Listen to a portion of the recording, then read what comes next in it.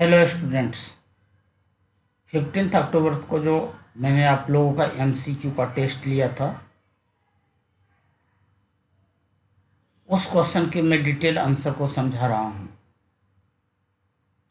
जैसे कि question number first में आप देख सकते हैं, यहाँ पर जो दिया गया, पहले क्वेश्चन को अच्छे तरीके से आप पढ़ लीजिए।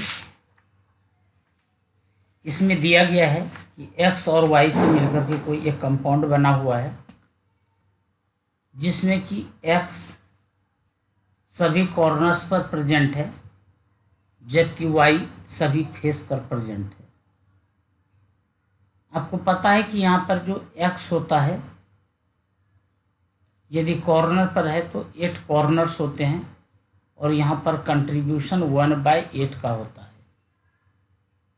ये इससे कट हो गया और हमें यहाँ पर मिला 1। और वाई फेसेज पर है, तो एक क्यूब के अंदर टोटल 6 फेसेज होते हैं, और यहाँ पर कंट्रीब्यूशन होता है 1/2 का। यदि इससे आप मल्टीप्लाई करते हैं तो आपको मिलता है 3। इसका मतलब कि जो इसका फॉर्मूला हुआ इस कंपाउंड का, इस कंपाउंड में एक x है और यहाँ पर y3 है। अब ये देखिए कि x y3 कहाँ पर है, तो ये 4th नंबर में है। आपका सही आंसर 4th हो गया, यानी कि डी। अब क्वेश्चन नंबर सेकंड में यहाँ पर आपसे ये पूछा जा रहा है कि ए का वैल्यू 0.387, बी का वैल्यू 0.387 और सी का वैल्यू 0.504 है। इसका मतलब ये हुआ कि ए इक्वल टू बी है बट नॉट इक्वल टू सी। यदि एंगल की बात करें तो यहाँ पर अल्फा का वैल्यू और बीटा का वैल्यू आपस में बराबर है 90 डिग्री,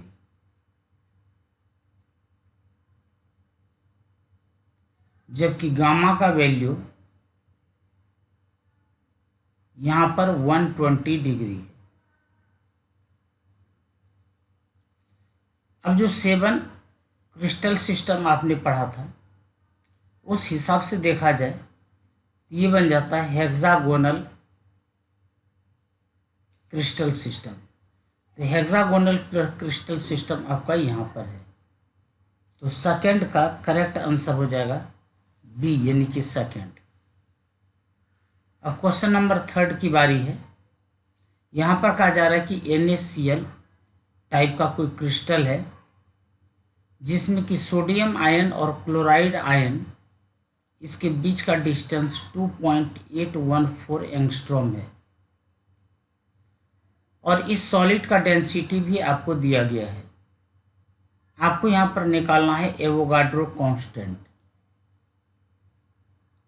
तो यहाँ पर आप जानते हैं कि जो NaCl होता है, इसमें क्लोराइड आयन कॉर्नर्स पर होते हैं,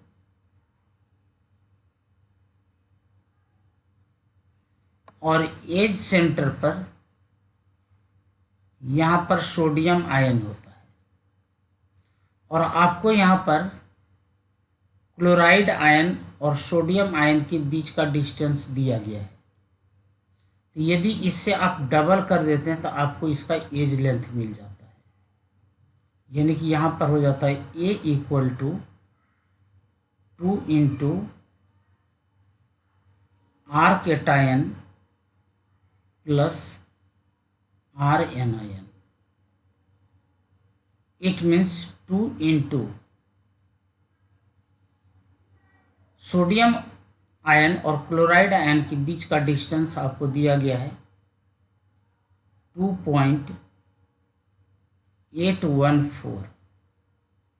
यदि आप इसे मल्टीप्लाई करते हैं तो आपको मिलता है 5.628।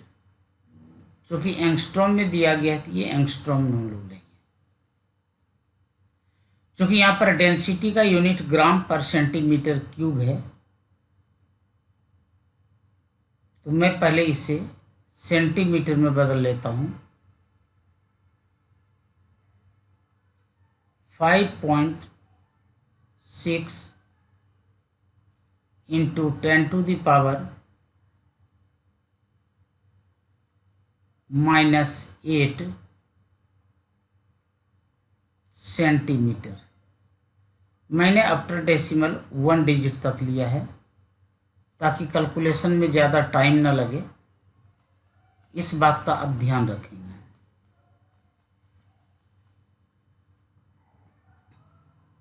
मैं यहीं पर कर लेता हूँ a क्यूब, यानी कि 5.6 इंटू 10⁻⁻8 का होल क्यूब, ये बन जाएगा सेंटीमीटर क्यूब। अब जो हमारे पास फॉर्मूला है, मैंने आपको कहा था कि किसी भी क्वेश्चन में यदि आपको डेंसिटी लिखा हुआ हो तो डेंसिटी वाले फॉर्मूले को पहले रिकॉल करेंगे। D equal to Z into M divided by A cube into Avogadro number. जब अपने को यहाँ पर एवोगाड्रो कांस्टेंट निकालने के लिए कहा जा रहा है, तो हम लोग यहाँ पर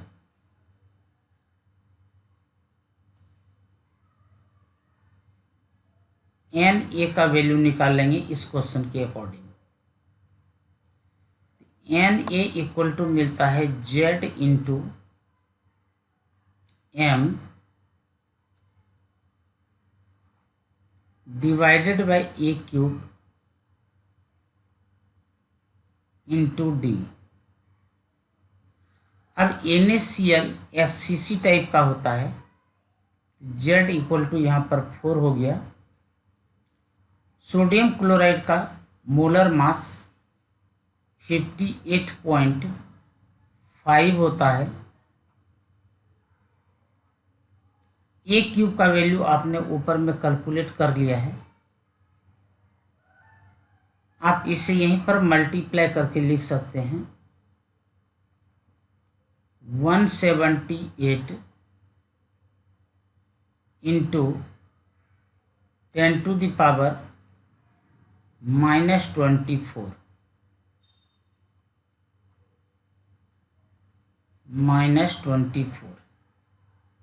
इंटू, क्वेश्चन में आपको डेंसिटी दिया हुआ है, तो डेंसिटी का वैल्यू है 2.16। और जब इसे आप कैलकुलेट करेंगे, कैलकुलेट करने के लिए मैंने आपको क्लास में बता दिया है कि शॉर्टकट मेथड से किस तरीके से किया जाता है। यहाँ पर लगभग आ जाएगा 6.05 के आसपास इंटू 10⁻23। अब ये देख लीजिए कि ये ऑप्शन कहाँ पर है। ये हम लोग क्वेश्चन नंबर 3 कर रहे थे, ये फर्स्ट ऑप्शन है। उसके बाद क्वेश्चन नंबर 4, यहाँ पर कहा जा रहा है कि if Z is the number of atoms in the unit cell that represent the closest packing sequence ABC, the number of tetrahedral voids in the unit cell. ये तो डायरेक्ट फॉर्मूला है। नॉर्मली आप याद रखेंगे कि number of tetrahedral void equal to आपने पढ़ा है 2n। तो number of atoms in unit cell यहाँ पर Z दिया गया है, तो आप n के जगह पर Z रख सकते हैं, तो आपका आंसर हो जाएगा 2Z। अब ये देख लीजिए 2Z कहाँ पर है, वो सेकेंड नंबर पर है। जब भी आप MCQ को सॉल्व करें तो कोशिश करें 30 सेकंड के अंदर ही ये क्वेश्चन सॉल्व हो जाए। मुझे लगता है कि यहाँ तक समझ में आ गया होगा। अब क्वेश्चन नंबर 5। क्वेश्चन नंबर 5 में कहा जा रहा है कि in a face centered cubic lattice a unit cell is shared equally by how many unit cell. यहाँ पर आप ये देख लीजिए, पिक्चर के द्वारा मैं आपको समझाने की कोशिश कर रहा हूँ। मान लीजिए कि आपके पास यहाँ पर कोई एक क्यूबिक यूनिट सेल है। ये क्वेश्चन मैंने क्लास में भी समझाया था जब आवेश ने ये क्वेश्चन पूछा था। अब आपसे यहाँ पर ये पूछा जा रहा है कि इस यूनिट सेल के साथ और कितने यूनिट सेल शेयर करेंगे। तो आप देख लीजिए कि यहाँ पर 6 फेसेज हैं। एक यूनिट सेल इधर होगा, दूसरा यूनिट सेल इस फेस के साथ होगा, तीसरा यूनिट सेल ऊपर वाले के साथ होगा, फोर्थ यूनिट सेल इस नीचे वाले फेस के साथ होगा और 2 यूनिट सेल इसके आगे पीछे होगा। तो टोटल इस तरीके से यहाँ पर 6 यूनिट सेल बन जाते हैं। यदि क्वेश्चन को देखें यहाँ पर 6 नंबर क्वेश्चन को, तो density of lithium atom is 0.53 ग्राम पर सेंटीमीटर क्यूब। इस बार यहाँ पर डेंसिटी आपको दिया गया है। ये क्वेश्चन नंबर 6 को मैं सॉल्व कर रहा हूँ। 0.53 ग्राम पर यूनिट पर सेंटीमीटर क्यूब है। एज लेंथ ए का वैल्यू यहाँ पर 3.5 एंगस्ट्रॉम है। तो मैं इसको यहीं पर सेंटीमीटर में बदल लेता हूँ। 3.5 इंटू 10⁻⁻8 सेंटीमीटर हो जाएगा। और चूंकि यहाँ पर डेंसिटी से रिलेटेड है तो हमें यहाँ पर ए क्यूब की ज़रूरत होगी। तो मैं यहाँ पर ए क्यूब कर लेता हूँ। 3.5 इंटू 10⁻⁻8 का होल क्यूब। देखिए, हर बार मल्टीप्लाई करने के चक्कर में ना रहें, इससे आप लिखें 3.5 इंटू 3.5 इंटू 3.5 इंटू 10⁻⁻24।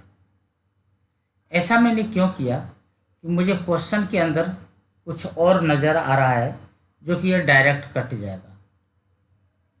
और यहाँ पर जो m का वैल्यू दिया गया है, यहाँ पर दिया गया 6.94। तो मैं राउंडिंग ऑफ करके मैं इसे 7 ग्राम पर मोल कर लेता हूँ। और यहाँ पर आपसे पूछा जा रहा है कि find out the number of lithium atom in an unit cell, जबकि यहाँ पर एवोगाड्रो नंबर अपने को दिया गया है। यदि ऐसा दिया गया है तो आप इसके लिए क्या करेंगे, जो फॉर्मूला है एक बार मैं फॉर्मूला दोबारा लिख देता हूँ। D = Z into M divided bye ए क्यूब इंटू एवोगाड्रो नंबर। देखिए, एवोगाड्रो नंबर भी क्वेश्चन के अंदर यहाँ पर दिया गया है। ए क्यूब आपने यहाँ पर कैलकुलेट करके निकाल लिया है। M का भी वैल्यू है, D का भी वैल्यू है। इट मीन्स कि अपने को यहाँ पर Z निकालना है। यहाँ पर Z = लिखते हैं D into A cube into Avogadro number divided by M। अब यहाँ पर आप सबों के वैल्यू को पुट करते हैं और पुट करने के बाद ये सॉल्व हो जाएगा। आपने यहाँ पर डी का वैल्यू रखा 0.53, 0.53, ए क्यूब के लिए आपने 3.5 इंटू 3.5 इंटू 3.5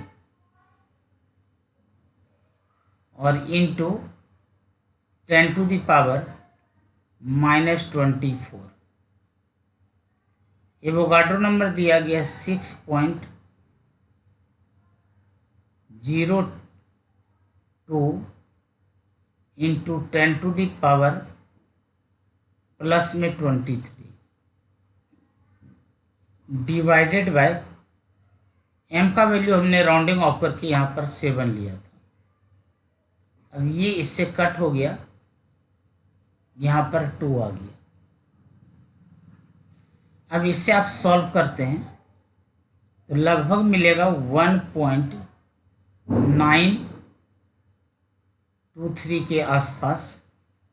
इसे आप राउंडिंग ऑफ करके लिख सकते हैं 2। तो अब ये देख लीजिए कि क्वेश्चन नंबर 6 में 2 कितने नंबर पर है। 2 यहाँ पर आपका फर्स्ट ऑप्शन ही है, तो 6 नंबर क्वेश्चन का आपका सही आंसर हो जाएगा फर्स्ट, जहाँ पर 2 लिखा हुआ है। अब उसके बाद यहाँ पर क्वेश्चन नंबर 7,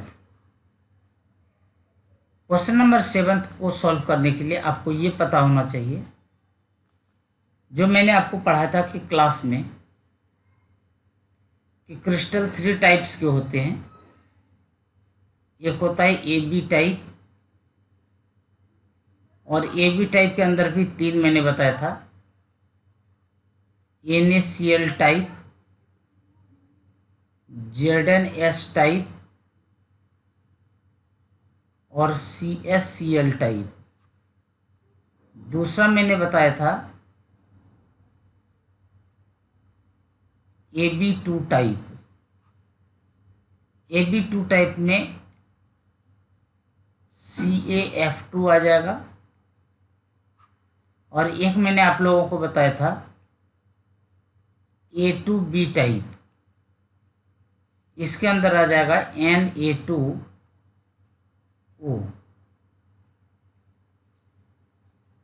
तो यहाँ पर आपसे बोला जा रहा है कि कैल्शियम डाइफ्लोराइड,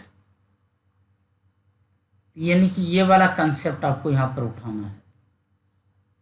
और इसमें आपको पता है कि पहले दोबारा क्वेश्चन को एक बार रीड कर लेते हैं, देख लेते हैं कि क्वेश्चन में क्या बोल रहा है, और साथ के साथ में इधर की जगह को भी खाली कर लेता हूँ, ताकि जो मैं यहाँ पर लिखूँ वो आपके समझ में आ जाए। यहाँ पर मैंने आपको ये बताया हुआ, और यदि आप मेरे से नहीं पढ़े हैं तो आपने कहीं भी तो पढ़ा ही होगा, कि जो कैल्शियम डाइफ्लोराइड है, जनरली मैंने ये बताया था कि जो निगेटिव आयंस होते हैं वो कॉर्नर्स पर और फेसेस पर पाए जाते हैं, लेकिन इस केस में थोड़ा सा अलग होता है। इसमें पॉजिटिव आयन कॉर्नर्स पर होते हैं और फेसेस पर होते हैं, और जो निगेटिव आयन है, जैसे कि एनायन कहते हैं, जैसे फ्लोराइड आयन, ये वाइट्स में होते हैं। और मैंने कहा था कि 2 तरह के वाइट्स अपने को पढ़ना होता है, एक टेट्राहेड्रल वाइट और एक ऑक्टाहेड्रल वाइट। यदि पार्टिकल का साइज छोटा है तो ये टेट्राहेड्रल वाइट में पाया जाएगा, और यदि पार्टिकल का साइज बड़ा है तो ऑक्टाहेड्रल वाइट में पाया जाएगा। आप जानते हैं कि जो फ्लोराइड आयन है अपने ग्रुप में सबसे ऊपर होने की वजह से इसका साइज छोटा होता है, इसलिए ये कहाँ पर पाया जाएगा, टेट्राहेड्रल वाइट में पाया जाएगा। तो टेट्राहेड्रल वाइट आपका फर्स्ट ऑप्शन है। अब यहाँ पर क्वेश्चन नंबर 8 के बारे में यदि हम बात करें तो क्वेश्चन नंबर 8 भी डेंसिटी से रिलेटेड ही है, और जिस तरीके से अभी तक हम लोगों ने किया है उसी तरीके से इसे भी करेंगे। अब हम लोग क्वेश्चन नंबर 8 के बारे में बात करेंगे। यहाँ पर देख लीजिए कि क्रिस्टल का टाइप क्या दिया गया है, तो बीसीसी टाइप दिया गया है। यहाँ पर आप लिखते हैं Z = 2। यहाँ पर मोलर मास आपको दिया गया है, CS के लिए अलग दिया गया है, BR के लिए अलग दिया गया है, और फॉर्मूला है CSBR। यहाँ पर 133 + 80, इन दोनों को आपस में प्लस करेंगे 213। क्योंकि रफ में कर रहे हैं इसलिए बार बार यूनिट लिखना कोई ज़रूरी नहीं है।